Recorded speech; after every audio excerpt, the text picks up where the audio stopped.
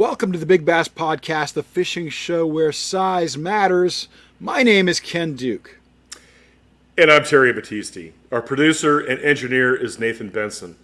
Today's episode is all about the Oregon State largemouth record. This story begins in the early 20th century and contains two of the state record problems that we've talked about in the past on the Big Bass Podcast. And maybe one of them isn't really a problem. It turns out to be actually a gift. Well, Terry, Oregon's one of those states, we've talked about it a bit, that has some interesting and often bizarre rules that apply to certifying a record catch. First of all, the Oregon Bass and Panfish Club is the official keeper of all state records, not the State Department of Fish and Game or some other government-sanctioned organization. Second, the rules eliminate any fish caught from a private pond or water on private property that is not open to the public. But this rule has not always been in effect. Yeah, that's right. The Oregon Bass and Panfish Club has the authority on keeping the state warm water fishing records. And for some reason, they kind of changed their attitude towards private ponds, vice public waters. And how that evolved, I'm not sure, but I think it may have to do with respect to the Oregon Bass and Panfish Club taking over the records, with the fact that Oregon state agencies, government agencies, really don't care about warm water fisheries at all. Oh, for shame. If the fish doesn't have an adipose fin, they don't want anything to do with it. Or even a minus pose fin. Yeah, exactly. They're only interested in anadromous fish like the salmon, the steelhead, and trout. So Oregon, the Andromeda's fish is like cross-dressing fish. Is that what we're talking about? Yeah, exactly. You can swing both ways. You're talking about freshwater or saltwater. You're talking about fish that kind of roam open water, that kind of thing. No. Anadromous means that they spawn in freshwater, and they live their life in saltwater. I was thinking pelagic, but yeah.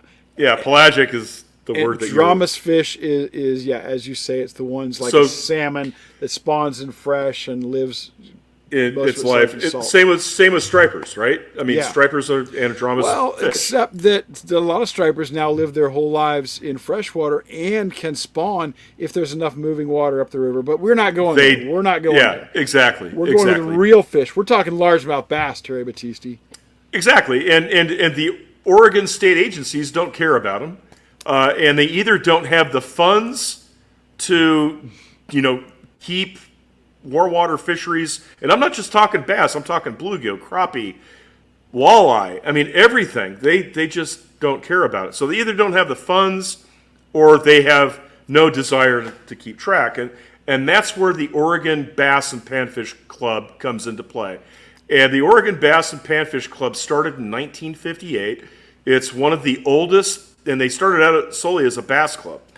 So it's, I think, the second oldest bass club in the United States, second only to the Western Bass Club, which is out of Washington. Out of Seattle, yeah. Which is crazy. I mean, you have two Pacific Northwest states that have the oldest bass clubs in the United States, and nobody thinks of bass when you think of the Pacific Northwest, which is good for the people that live out there. It is. So. And, I think that's what it took probably to keep bass and warm water fishing popular out there, was to band together and try to find some common ground. And kudos to the Western Bass Club and to the folks in Oregon for coming up with a system that works for them. Yeah. And so I listened to about 2 hours of podcast today on the history of the Oregon Bass and Panfish Club. Wow. Go ahead. No, what do you recall the name of the podcast? That sounds really interesting. It was interesting because it was actually, they were interviewing one of the guys that started the club, and I can't remember his name off the top of my head. I should have written. But 1958, so this is certainly a guy who's if it was recorded recently, it's in his 80s. It was recorded in his 80s. Yeah, it was recorded back, I think, in 2018, and I mean, it was just fascinating to listen to. And they started the club essentially because there was a few bass fishermen in that Portland area, and they wanted to, they all had same interests and stuff like that, and let's just start a bass club. Well, And of that's course, wonderful. I love. There are a couple of cases, as we know, where somebody other than a state agency controls the fishing records. We know they do. The outdoor rider organizations in Louisiana and Ohio yeah, maintain the records for those states, and I think it's cool if the state says, "Hey, this is a little more than we want to take on. We're not interested in the controversy associated with this. We don't have the resources." I get that, but I'm always a little bit wary about the private entities that take them on and whether they have either the resources and wherewithal to do it, and whether they're going to have the best interests of the state and the fisheries in taking on that job. and it honestly sounds like the Oregon Bass and Panfish Club takes this to the. They're serious. They're really serious, and I will make sure that the link to these podcasts are put in the description of this video and of this podcast. Listening to the guy was just, it was a wealth of information about fishing in Oregon. If you're a warm water fisheries guy, the club took over those records in 1960 because they couldn't get the government agencies to do anything with them. They just flat didn't care.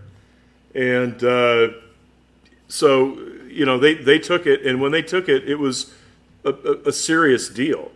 When the club started, it was just a bass club.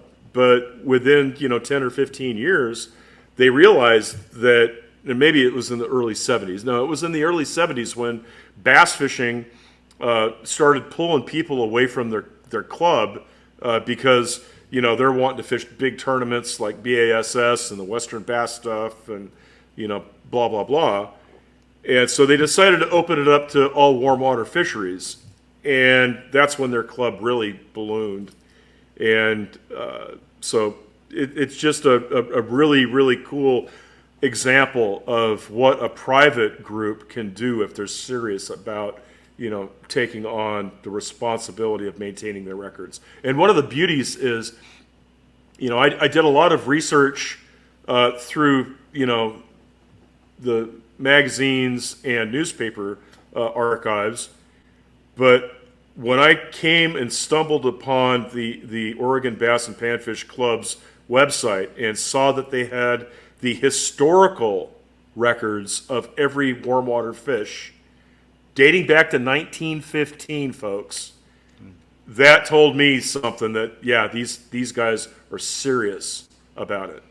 That's So, wonderful. Yeah, yeah. that's something that we're trying to do. We're trying to create a progression list of the records, not just the world records, but even the state records. And eventually, we will have that on the Big Bass podcast, so that when you see that Joe Smith has the record, you're going to see whose record he beat and whose record that guy beat, and so on. Yep, absolutely. And, my hat's off to the Oregon Bass and Panfish Club. You guys are top in my book.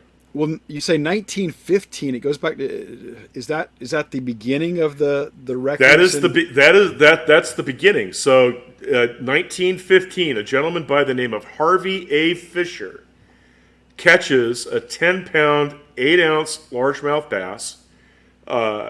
Its length was 23 inches, and it was caught in a slough off the Columbia River.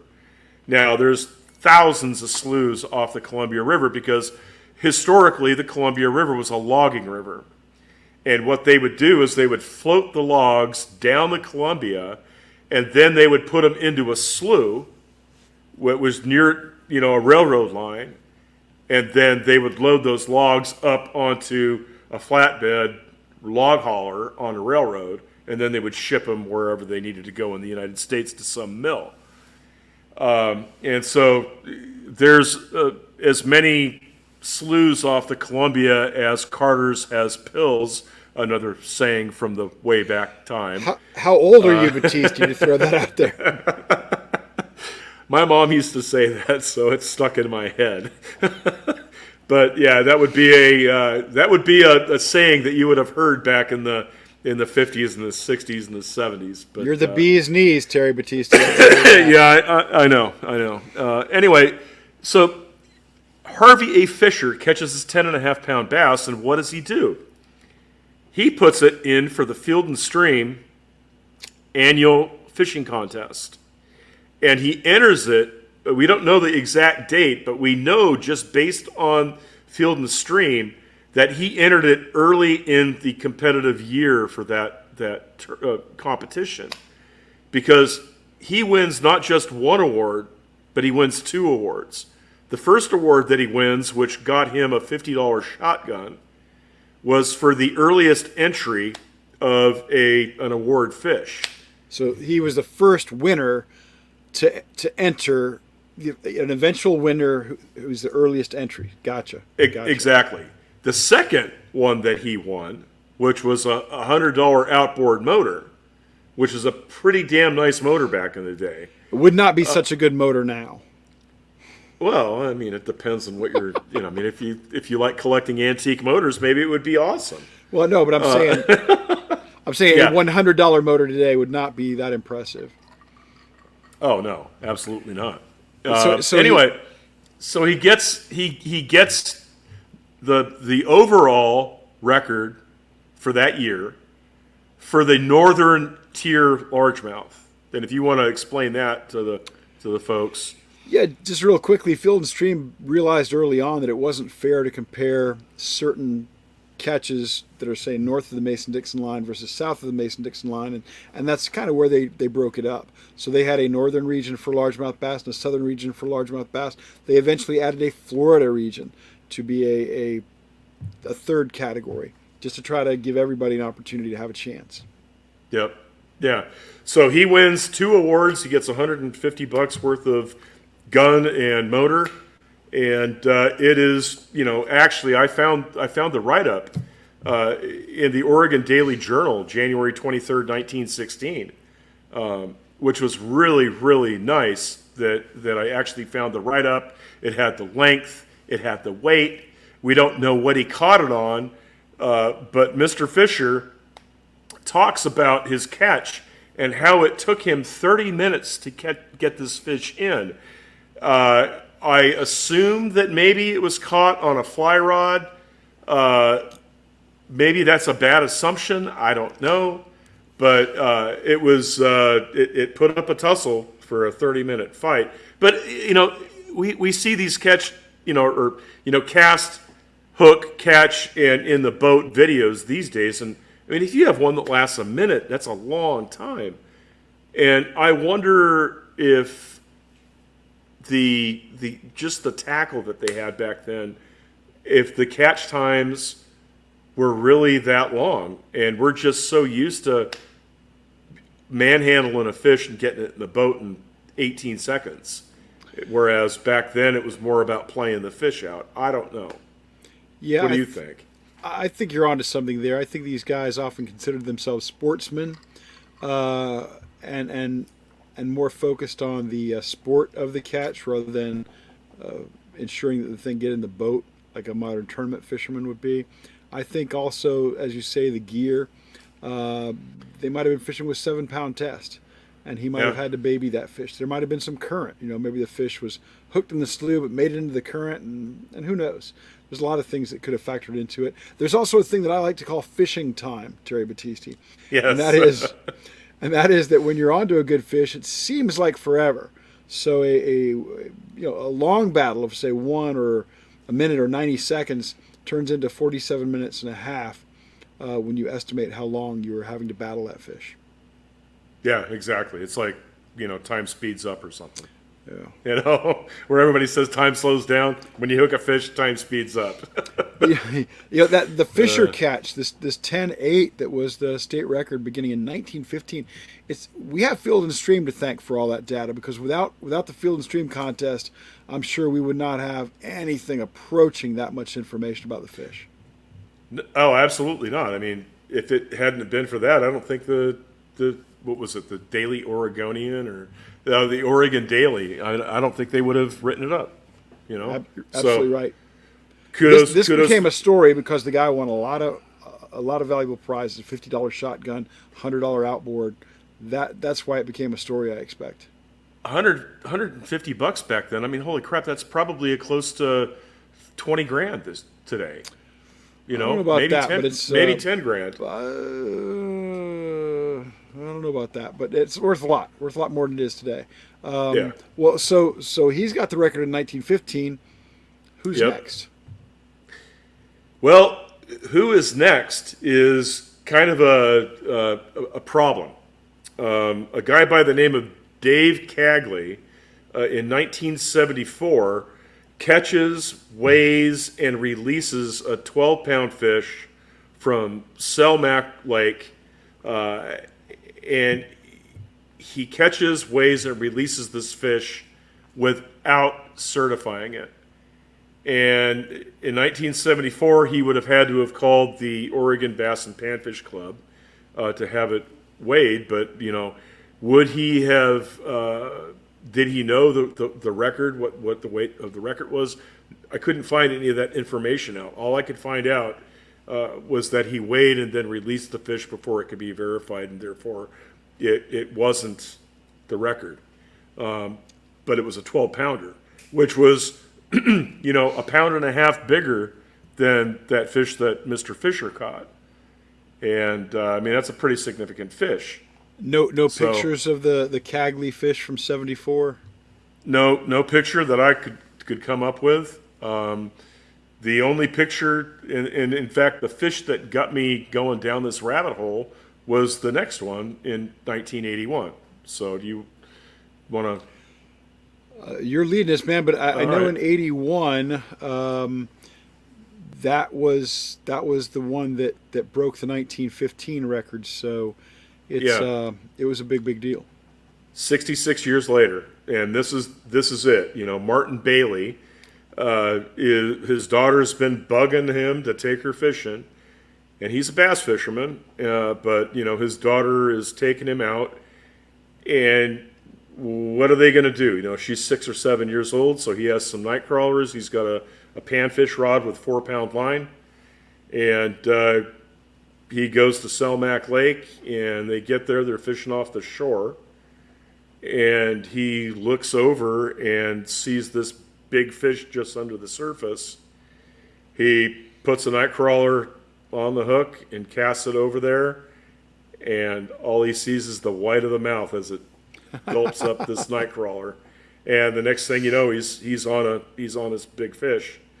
This was actually in Bassmaster magazine in 1981 May-June issue, I believe it was, and he talks about the fish going towards a bush, and he pulls the fish as much as he could on 4 away from that bush. And the fish charges the bank and beaches itself.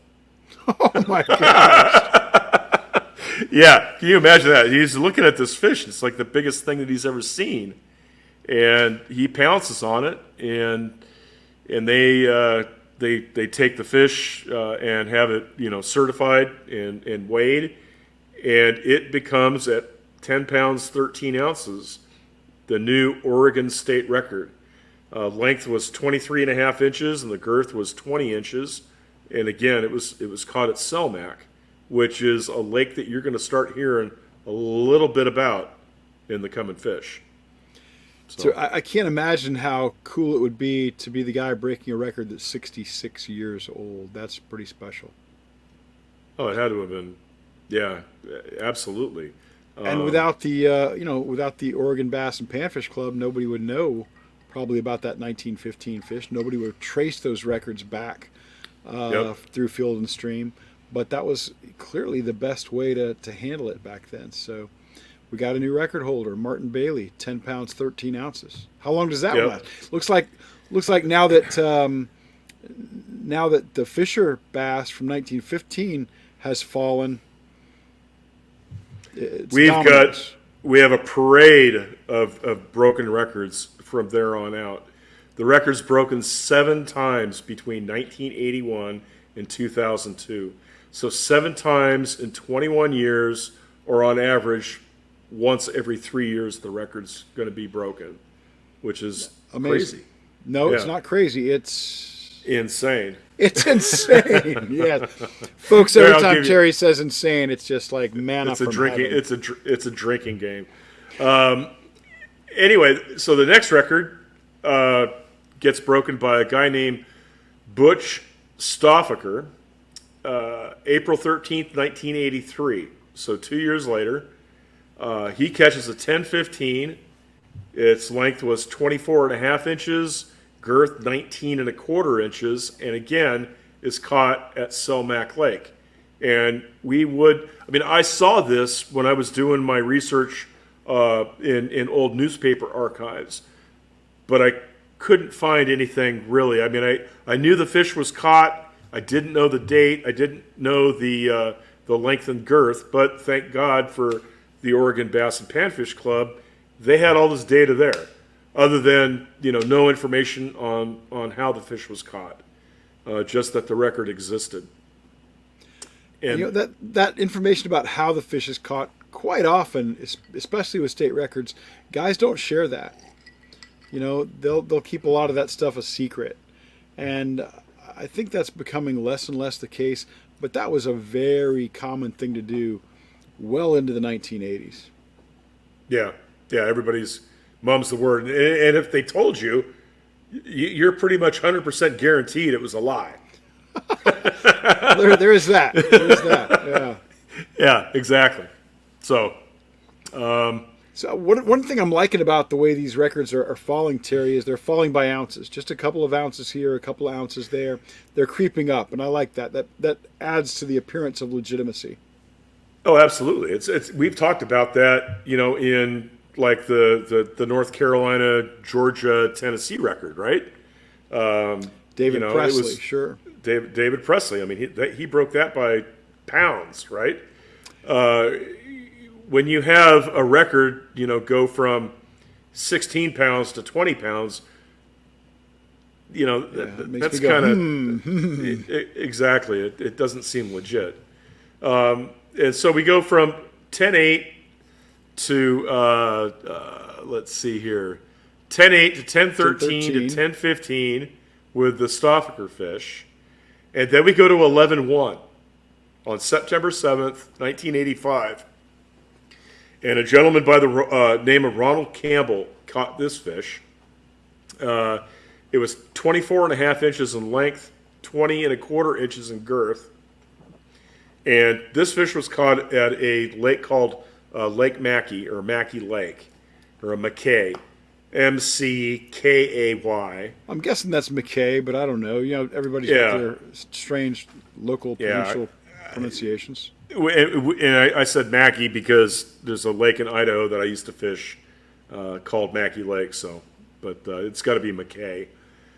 And I wasn't able to find this fish anywhere in the searches that I did at all. But again, Oregon Bass and Panfish Club.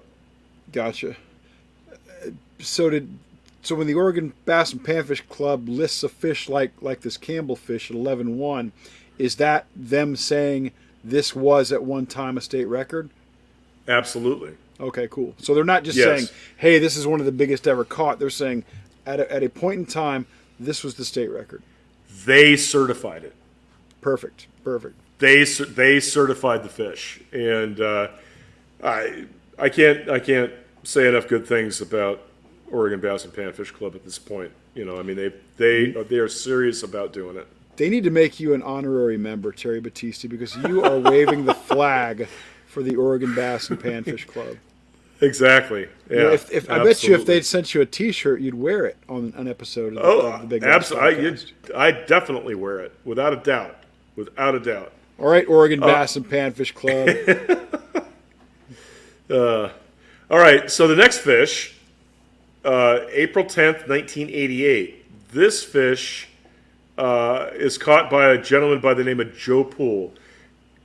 And there was a lot. I uncovered at least a half a dozen articles in newspapers from 1988 through 1992 about Joe Poole. Joe Poole was a tournament bass fisherman from obviously Oregon, but he fished the Redman circuit. He fished the Western Bass circuit. He was a serious angler, and he catches a fish out of Lost Creek Lake that weighed 11 pounds 4 ounces. So again, we've gone up 3 ounces this time. Creeping up. Yeah, and he was serious, and we know that he caught this fish on a black jig and pig, which was pretty neat. Jig and pig in 1988. You're kind of at the peak of the jig and pig craze that started in 1980. Yeah, and it's April, which is probably the perfect time to throw a jig and pig in Oregon. Exactly, absolutely. And so he catches the fish on a black jig and pig. But the story behind Poole is pretty amazing in itself. Like I said, he was a serious tournament angler, but he was also a big fish junkie. And you can see that just in the fact that he had over a half a dozen fish north of 9 pounds, all out of Lost Creek Lake. The guy was on big fish. And from what I understand, every single one of these fish was weighed and certified. They're not fish stories. So if we're looking to crown the number one big bass angler of all time out of Oregon, we need to look no further than Joe Poole. That's what I would say. Yep. Yeah, he had it going on. Definitely had it going on. But in finest Oregon tradition of that era, he can't keep the record for very long. Surely somebody's going to beat him by an ounce or two. Yeah, and the next one to beat him is, I believe, a woman, and the spelling of the name is Chyane.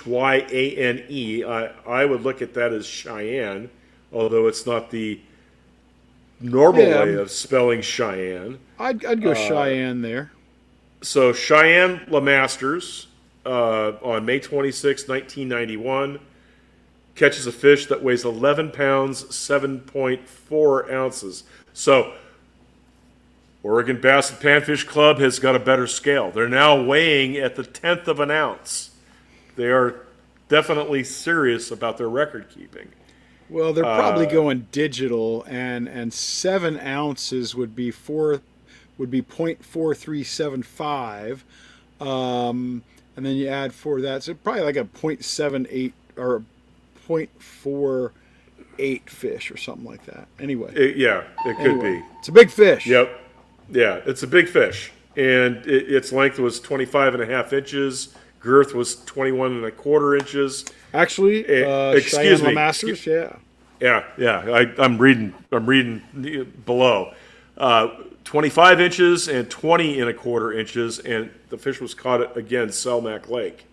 So Selmac is pumping out some big fish. I'm noticing that a lot of these Oregon Bass and Panfish Club catches, very few of them are revealing the lures. Do you think the Oregon Bass and Panfish Club is hoarding this information and using it to their advantage? Maybe if you join the club, that's what you get. You not only get the dates and the names and how big the fish was, but you get the technique that it was caught on. Well, as soon as you become an honorary member, you have to let us know. Yeah, will do. But Cheyenne LeMaster, she can't hang on to the record either. I mean, I'm guessing it's got to fall again. Yeah, and almost 3 years to the day, April 15th, tax day, 1994. Yeah, who wants to, sit at home on tax day? Let's do something good. Let's go fishing. So April 15th, 1994, Randy Spar weighs in an 11-pound, 9.6 ounce largemouth, breaking the record again by 2.2 ounces.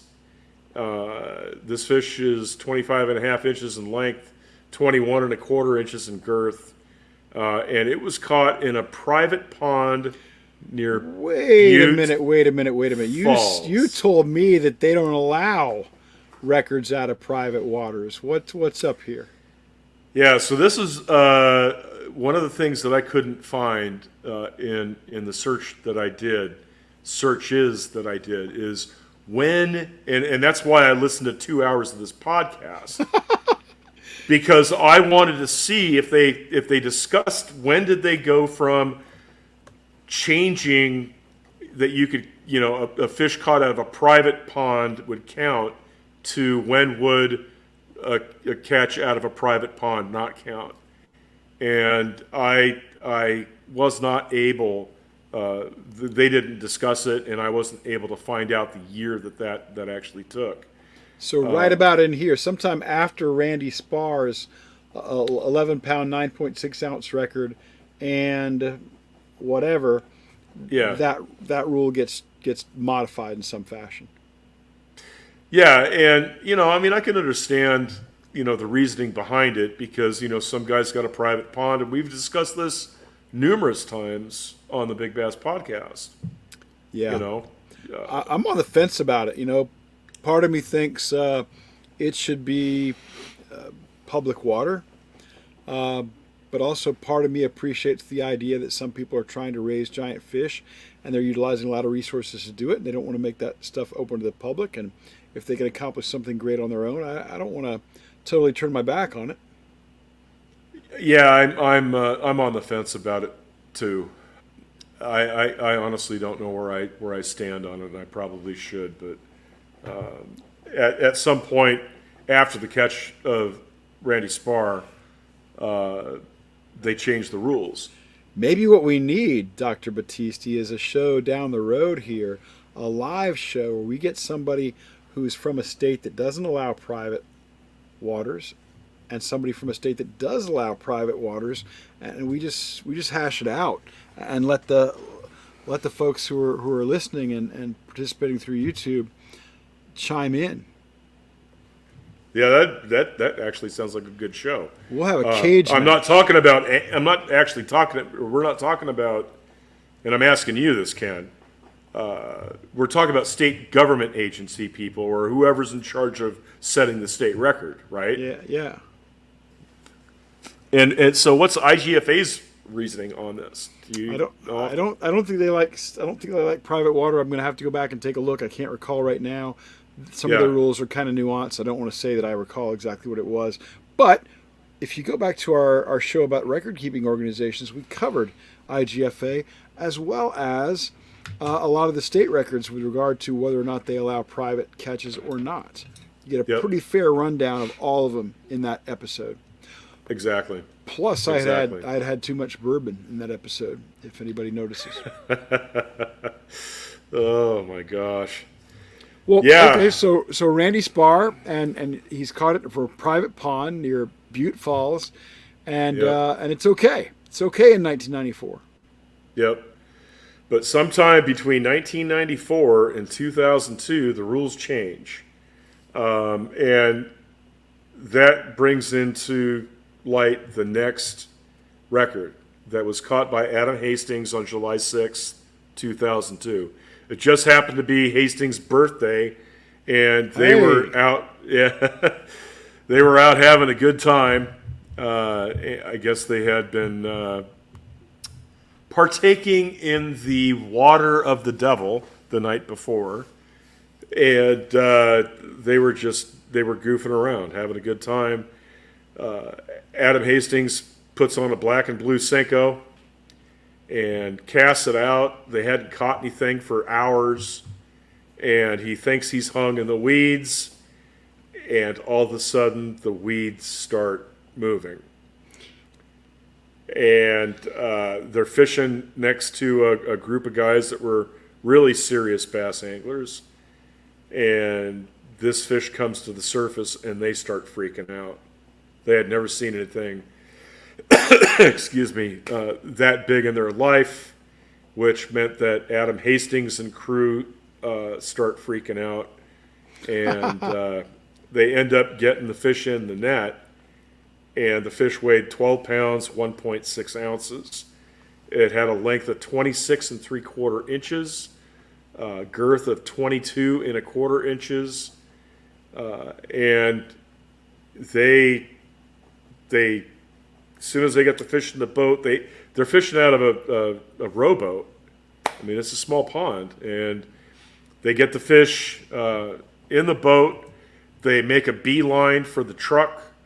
They get in the truck. I don't know where they live from Bollinger Pond, but it was close enough that they were able to get a Rubbermaid container, fill it with water, put the fish in it, take it down to the IGA grocery store, weigh it, and then measure it out, get it certified, the whole 9 yards, and they take it back to the lake or pond that they catch it in and release it. It was... Wow. Yeah. Wow, that's pretty impressive, actually, to be able to do all that. Yeah. So, I mean, you can't have a fish out of water for very long before it goes, belly up.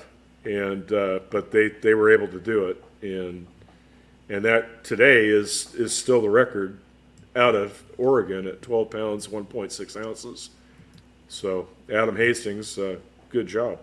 Yeah, extremely impressive, and very cool. And Ballinger Pond is, I was trying to do a check on the size of all the bodies of water that have produced the current state records, starting with largemouths, and it's shocking how small they are on average. Certainly, I think if I added them all up and divided by 49 for how many states have a largemouth record, I think people would be surprised at how low that number is. Maybe below 100 acres on average. But Ballinger Pond is one that I have not been able to find the size of, which probably means it's extremely small. Maybe just an acre or two. But I need to track that down and figure that out. Yep. So, what do you think, Ken? I mean, what's your the Oregon State largemouth record? I'm with you, Doctor. I think the Oregon Bass and Panfish Club is probably doing a heck of a job. Certainly a more thorough job. I'm going to go out on a limb here. I don't think any other record-keeping state record-keeping organization is doing as thorough a job as they are, whether that be governmental or not. I just have not seen anybody who's digging in that deep, and I really like that. I really appreciate that, and yes, I'm angling for an honorary membership. Yeah, I agree with you. I mean, it looking at their website is it is what it is for them. It's good for what they're wanting to do. But where I think they really go overboard is putting down the historical data for all the fish. You just don't know what the current record is. All the way back to 1915 and Harvey A. Fisher's fish. They have that as the first state record. And Oregon Bass and Panfish Club, keep on doing it, man. Hats off to you folks. And I really love it because it means that Harvey Fisher lives. Yeah. Harvey Fisher lives. He caught that fish in 1915, so certainly he's been gone a long, long time. It's probably been a long time since anybody ever mentioned his name in the world of bass fishing, but he lives forever thanks to the Oregon Bass and Panfish Club, and hopefully thanks to the Big Bass Podcast as well. But are we ready, Doctor? Yeah, we are. Shall we do it? Absolutely. All right, it's time to slam the door on this episode of the Big Bass Podcast. I want to thank you for joining us. We know your time is valuable, and we appreciate your spending some of it with us. If you enjoy the show, please hit the like and subscribe buttons. If you really liked it, please share the show with your friends. It would help us a lot. If you're a Big Bass junkie, check out our website, thebigbasspodcast.com. You'll find our Big Bass Podcast calculator. It's good for bass over 14.5 pounds. And we've got a list of world and state record largemouth, smallmouth, and spotted bass. If you'd like to contact us, and we'd love for you to do that, you can reach us via email at terry@thebigbasspodcast.com, ken@thebigbasspodcast.com, and nathan@thebigbasspodcast.com. Please join us again next week when we'll bring you another story about another big bass that you will not and cannot find anywhere else. We guarantee that. And we want you to remember one thing: size matters.